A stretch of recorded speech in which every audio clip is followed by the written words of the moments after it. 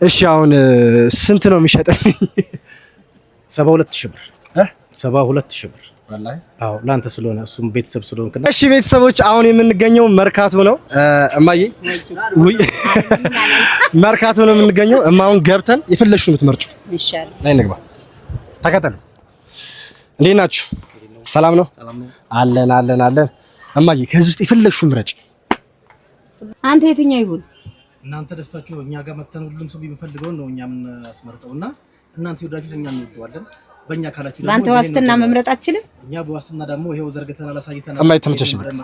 ይሄ ይሁን በቃ። ይሄ ወደሽ ነው እንጂ ያምራል። ወላሂ ወላሂ ያምራል። ይሻላል። አዎ ያምራል። በቃ እሺ መርጣለች። በጣም አሪፍ ነው።